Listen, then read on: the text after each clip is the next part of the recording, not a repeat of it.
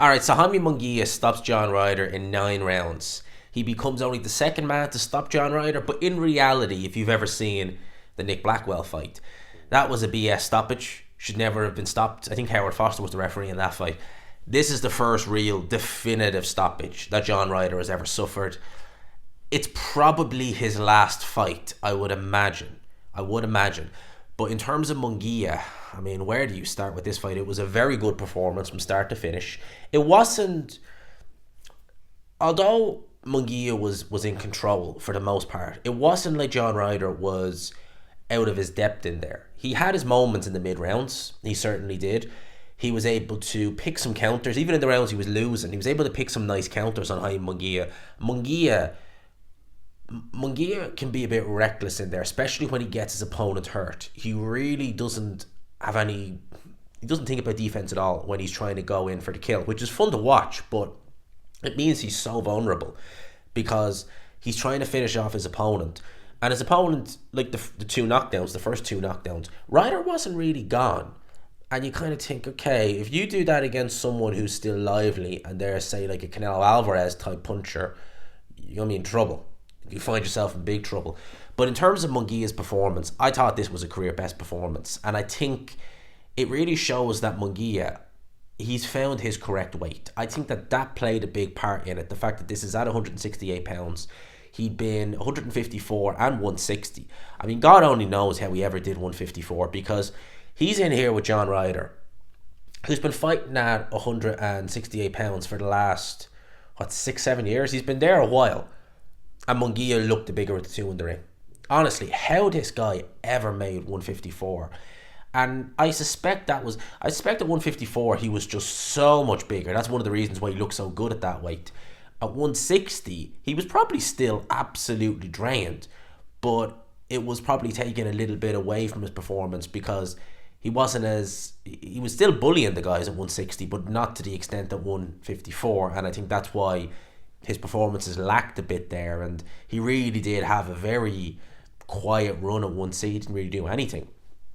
Now he's at 168, and you could argue this is a best win, possibly, but definitely a career best performance. I'm very impressed with what I see with Munguia in there. He's now training with Freddie Roach. Let's talk about the fight. So, first round was a bit of a nothing round. You really could have given it either way, to be honest with you. Munguia landed a few shots, as did John Ryder. It was more a kind of feeling out now. Again, there wasn't much going on in that first round. It really started to... Don't get me wrong, it was a good fight. It really started to come to light in the second round, or catch fire, because Munguia was able to drop John Ryder. He landed a combination, but it was primarily a jab, right hand. It dropped John Ryder. It wasn't a flash knockdown or anything like that. He went down, but he wasn't badly hurt or anything like that. You could kind of tell, okay, he's down. He felt that shot, definitely. It wasn't like a balance thing or anything. He legit felt it, but he looked completely cognizant, completely fine. And actually, Munguia went in to try and finish John Ryder. And obviously with Munguia, as I said earlier, when he goes in to finish, it's fun to watch, but it's risky because he doesn't move his head. He just looks to land as many punches as he can. He looks to take your head off. He looks to get you out of there. But if you're talking about someone like Ryder, who's still cognizant, decent counter puncher, he was able to land a couple of shots on Munguia. So he gets through the second round. Third round, much of the same. Again, gave that round to Munguia, but John Ryder was able to come back into it in that round. Then in the fourth round, he gets dropped again. This one was, for me, it looked just like a pure balance thing. Like, yes, a shot went in. It was a right hand, I believe. But it looked to me as though Ryder just had his feet positioned and were all off, and that when the shot landed, it was more just balance. More like, someone's just off balance. You give him a little push, they'll go down. That's what that was like. So those two knockdowns, they weren't devastating knockdowns. The only problem is you're down essentially 6 rounds and only 4 rounds have happened. That's what Tony Sims was saying. So it meant that there was an uphill battle for John Ryder in that fight. He was already way down on the scorecards stemming from those 2 10-8 rounds, and he probably lost the third and the first round as well. So it was an uphill battle. John Ryder is not the type of guy who's really going to go in and look the pressure. He likes the slower pace. Whenever the fight was going slow paced, that was when John Ryder was having his most success. And John Ryder, if you look at him in this fight, what he was trying not to do was to let himself get too close to the ropes. Whenever he would back up to the ropes, he would always try and pivot out. And whenever he did get too close to the ropes, and whenever he stayed there, he was open to getting hit by Munguia. I think it was in the fourth round where he ended up just getting back to the ropes. He stayed there a little bit too long, and Munguia was able to find a big right hand. So Ryder had to be very careful in there at all times, and he was really trying to slow the pace down, because again, he's not really the fast, that's Munguia's kind of style, but being behind at that point after only 4 rounds had been completed, you really did need to change it up.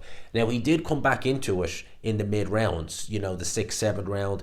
You were kind of looking and thinking, okay, Ryder's doing a little bit better in there. It's still Munguia's fight, clearly, but Ryder he's giving a good account of himself in there. He's not being blown out of the water. Certainly not. But then we get into the 9th round, and within the first 25 seconds, Munguia lands a big right hand.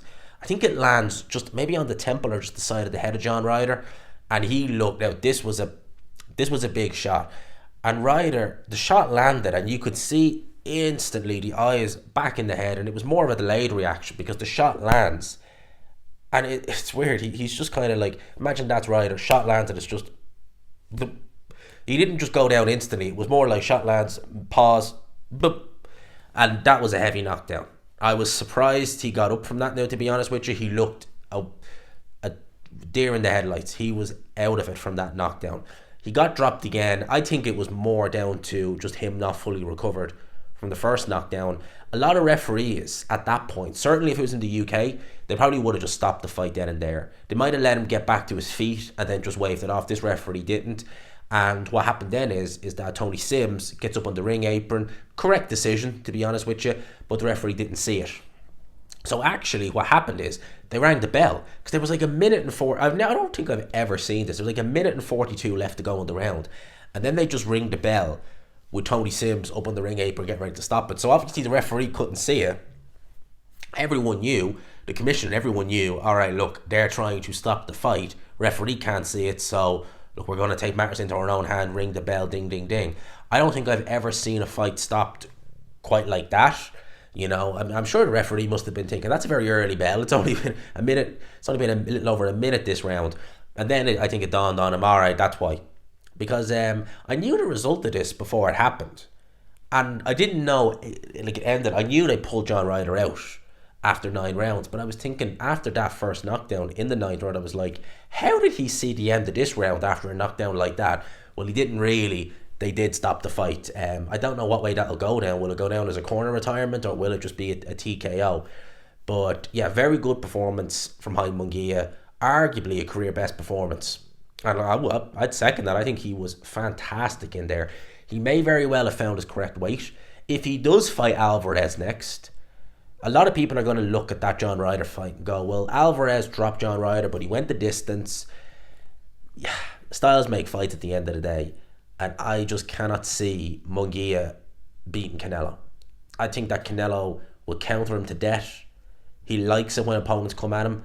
If Munguia is reckless, he is going to walk into so many counters, so many Canelo combinations, who is a bigger puncher than John Ryder. And I think he could find himself in some big trouble. But I could be wrong. Let's wait and see if that fight happens. Obviously, the fight I want to see for Canelo is Benavidez, but all likelihood is we're probably going to get Munguia or someone like that next. It's still a good fight, but I want to see Canelo Benavidez. That's the fight I want to see. In terms of Benavidez, Ryder, yeah, very good performance by Jaime Munguia. In terms of John Ryder, the one thing I will say about Ryder, I'm glad he's made a lot of money in his career. Even prior to the Canelo fight, I'd say he made a nice few paydays. Got the Canelo fight, has had this fight. It's sad that he's never been world champion, because he should have been world champion. He really should have. I thought he beat Callum Smith. And the real sad part about that fight, if you've never seen that fight and you go on BoxRec, it will look on BoxRec, judging by the scorecards, that it was a fairly easy win for Callum Smith. It was nothing of the sort. John Ryder won that fight, in my opinion. The scorecards were ridiculous for that fight. You kind of knew. You watched that fight at the time. 2019 is when it happened, and you just knew. You were like, Ryder's winning this fight, but he's never going to get it. You just knew. And then when they read the scorecards out, you were like, what the actual F? It's not just that they took it away from him, but it's Wyatt. Really? That will always be one of those fights where you look and you just think, you feel for him. You feel for John Ryder in that. A very good fighter to never win a world title. That's John Ryder. And look, he's made a lot of money, which is a good thing. He still seems to have all his faculties seemingly in check. Let's see. I would imagine that that's the end. I would imagine that that is the end of John Ryder. He's had a good career.